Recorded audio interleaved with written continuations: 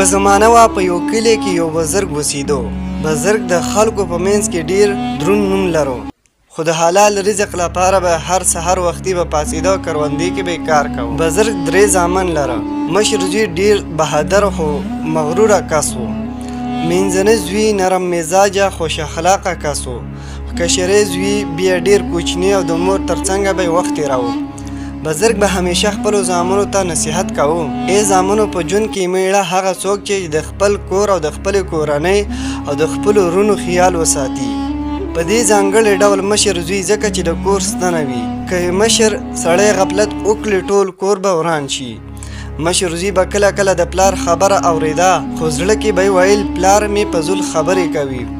هغه مشر زوی به ویل زه خو ځوان یم، هر کار به زما په مشوره کیږي، نور زما ورونه څه دي. یوه ورځ بزرګ ناروغه شو او ډاکټر ته بوتلو، خو ناروغۍ ورځ په ورځ زیاته سیوا کېده. هم په دې وخت کې د کور ټول بار په مشر زوی ورولیدو. پلار ورته ویل زویه، زه اوس کمزوری شوی یم، ته زما لاس او ملا یې، د خپل مور او د وروڼو خیال وساته.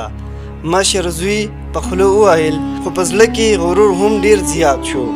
هغه فکر کاوه چې اوس خو زه د کور مشر یم، هر څه به زما په واک کې چلیږي. ورو ورو مشر زوی بد چلن شروع کو او د کور حاصل به یوازې ځان ته حاصلوله او نور ورته به یې څه لږه برخه ورکوله. کله به کشر ورور ته سختې خبرې کولې او کله به یې مور ته په غوسه کې جواب ورکاو. منځني زوی ورته ویل وروره، د پلار نصیحت مه هېروه، که ته ښه سړی شي ټول کور به خوشحاله وي، او که ته غرور وکړې خدای به دا نعمت واخلي. خو مشر ورور هغه خبره نه منله. یو څو میاشتې تېرې شوې او په کلي کې خوشحالي راغله. د کروندې حاصل کم شو. مشر ورور به تل ځان ته لږ سامان سره ساتو. اوس سختې ولږې سره مخ شو. کلي خلکو به چې کله د هغه غرور ولیدو، د مرستې پر ځای به هغه ځایونه لرې کړه. جنې او کشري زوی به چې تل نیک چلن کوو. کلیوالو سره مرسته کوله، خلکو به هغه ته غنم او به نور شیان ورکول.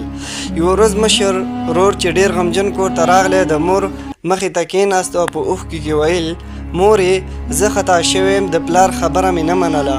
زه اوس پوهه شوم چې مشر زوی یوازې نوم نه دی، بلکې د زړه مینه او د ټولو خیال ساتلو سره مشر وي. مور یې اوښکې پاکې کړې او ورته ویل زویه، توبه وکړه او د خپلو وروڼو او د خپلو سره ښه چلن شروع کړه. خدای مهربانه دی، بښنه به وکړي.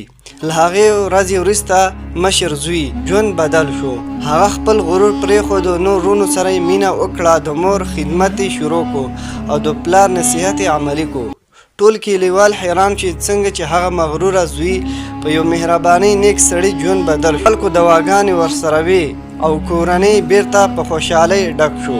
ملګرو، دا کیسه موږ ته درس راکوي. په ژوند کې مشر زوی باید د کور ستنه وي. که هغه غرور وکړي ټول کور رانیږي، که هغه مینه او خدمت او انصاف وکړي ټول کور به په خوشحالۍ ډکیږي. ملګرو، دا کیسه مو خوښه شوي ضرور کمنټس وکړئ. د نورو ویډیوګانو لپاره زموږ چینل سبسکرایب کړئ.